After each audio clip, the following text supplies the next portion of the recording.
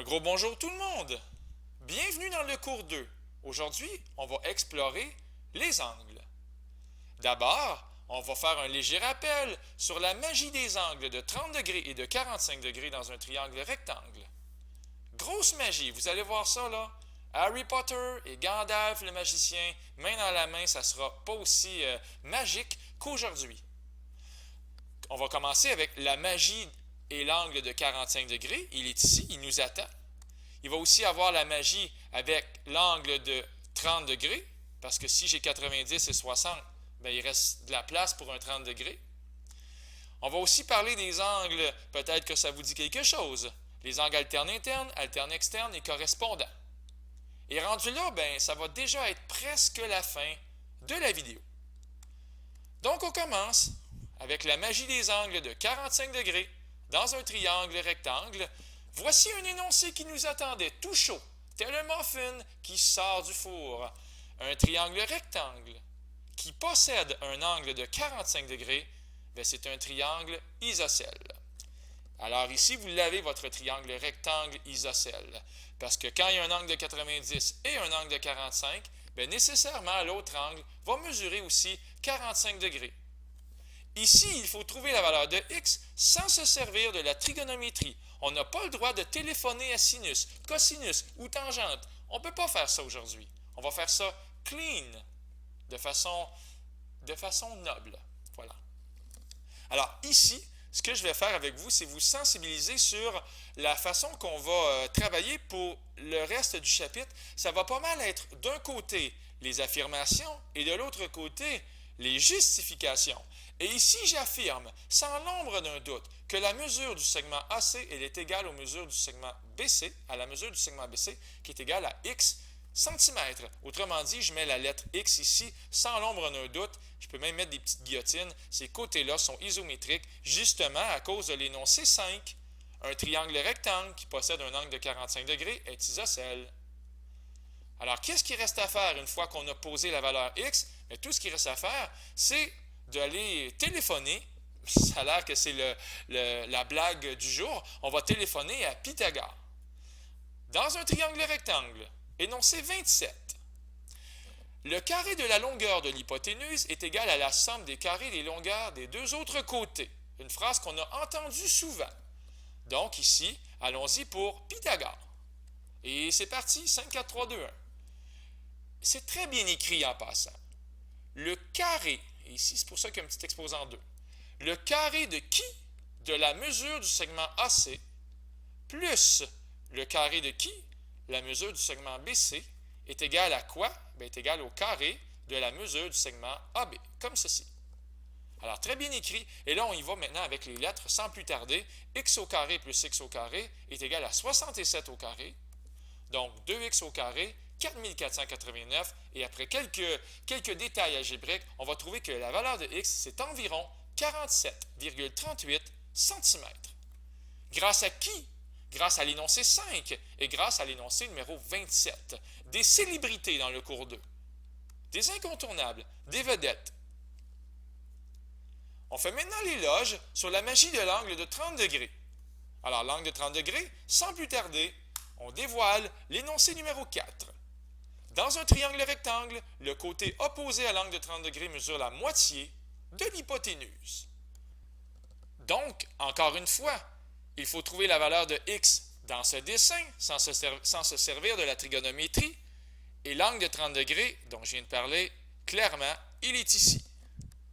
Alors, le côté opposé à l'angle de 30 degrés, sa mesure, c'est x.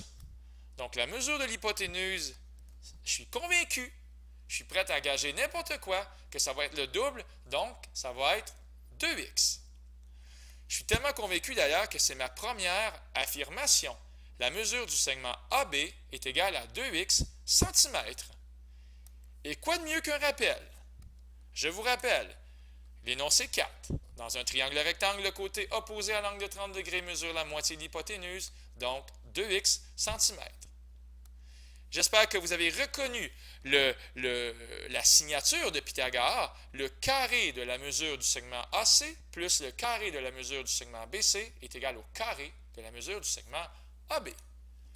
On va le lire encore une fois pour donner le bon exemple. Ça serait une bonne idée que de les apprendre tranquillement, de vous laisser imprégner par ces mots. Dans un triangle rectangle, le carré de la longueur de l'hypoténuse est égal à la somme des carrés des longueurs des deux autres côtés. Alors voilà, x au carré plus 67 au carré est égal à 2x au carré. On arrive un petit peu plus loin. X au carré plus 4489 est égal à 4x2. On arrive finalement à x qui est environ égal à 38,68 cm. Voilà pour la magie de l'angle de 30 degrés.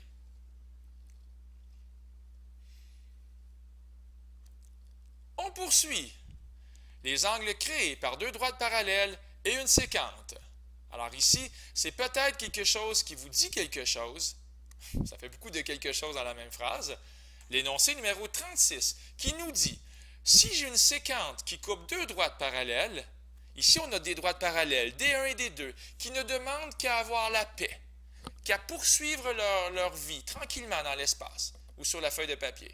Et là, tout d'un coup, il y a une séquence qui arrive, comme ça, de façon abrupte, agressive, sans demander la permission à personne. Elle coupe les droites parallèles et ça forme 8 angles. Si la séquence coupe deux droites parallèles, alors les angles correspondants, alterne interne et alterne externe, sont isométriques. Rien de moins. Alors, j'espère que vous êtes capable de les reconnaître. Commençons par les angles alterne interne. Ils sont situés de part et d'autre de la séquente à l'intérieur des droites. À l'intérieur, ça veut dire ici en bleu, comme si c'était une rivière. Et à l'intérieur des droites, il peut avoir un poisson rouge, comme ceci, mais aussi il peut avoir des angles alternes internes. Alors, les angles alternes internes vont être l'angle 4 et l'angle 6, parce qu'ils sont de part et d'autre. Donc, le 4 est à gauche, le 6 est à droite de la séquence. Et ils sont à l'intérieur, donc dans la partie où il y a le poisson rouge. Il y a aussi les angles 5 et 3 qui vont être des angles alternes internes. Ils ne peuvent pas être adjacents. On ne peut pas dire que l'angle 4 est alterne interne avec l'angle 3 parce qu'ils ne peuvent pas être collés. Ils ne peuvent pas se toucher dans ces définitions-là. C'est le même règlement, quel que soit si c'est un angle correspondant, alterne interne ou alterne externe, ne peut pas être adjacent. Donc, c'est comme ça.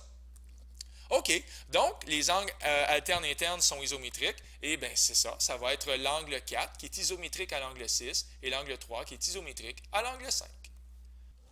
Les angles alternes externes maintenant. Ils sont situés de part et d'autre de la séquente, mais cette fois-ci à l'extérieur des droites. Par exemple, ici c'est du gazon, donc à l'extérieur des droites. Alors, de part et d'autre de la séquente, donc l'angle numéro 1 et l'angle numéro 7 sont de part et d'autre. Il y en a un qui est à gauche, l'autre est à droite. Ils sont à l'extérieur des droites parallèles. 1 et 7, et évidemment, on va trouver 2 et 8. Et je vais donc pouvoir affirmer sans l'ombre d'un doute que les angles alternes externes sont isométriques parce qu'on a des droites parallèles. L'angle 1 est isométrique à l'angle 7 et l'angle 2 est isométrique à l'angle 8. On les salue. Finalement, les angles correspondants sont situés du même côté de la séquente, comme par exemple 1, 4, 5 et 8, ou bien 2, 3, 6 et 7 sont du même côté de la séquente. 1, 4, 5 et 8 sont à gauche et 2, 3, 6 et 7 sont à droite de la séquente. Un à l'extérieur et l'autre à l'intérieur des droites.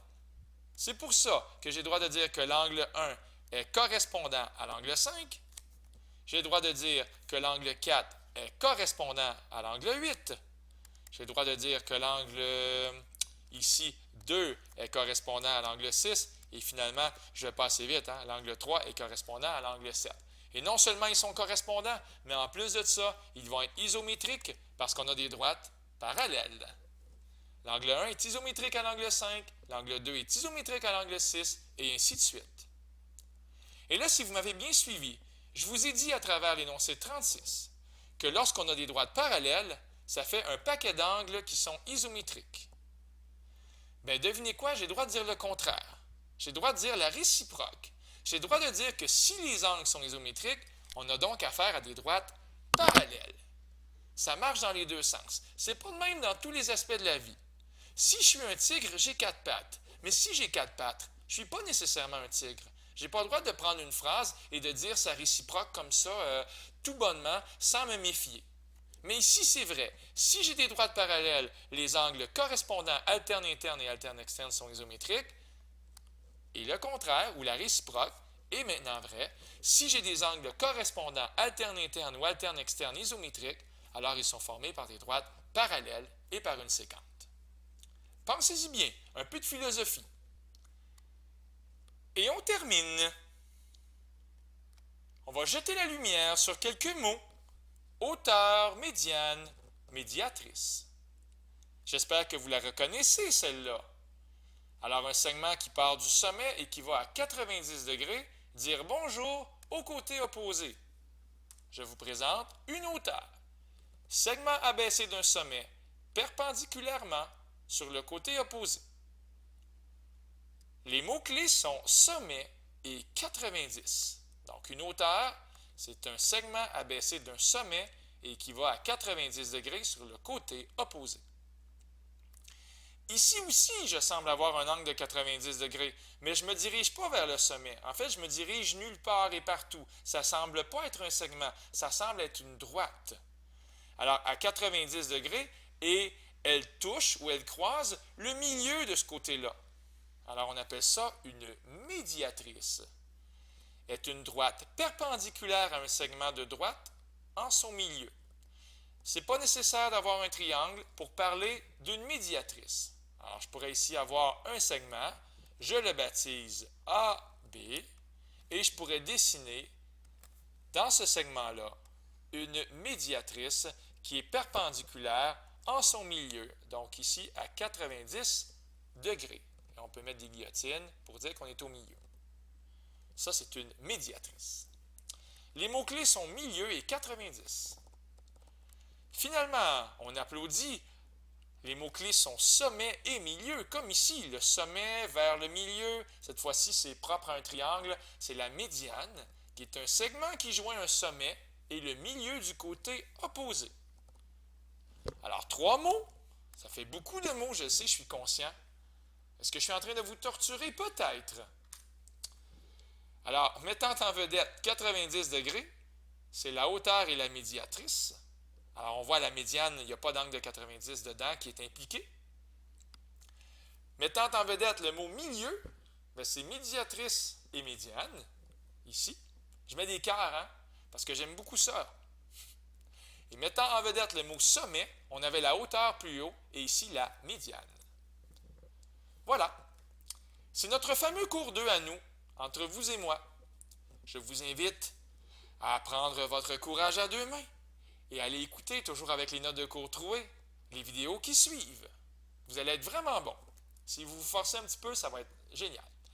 C'était Luc Allard pour le Collège Sainte-Anne qui vous dit « On lâche pas et à bientôt ».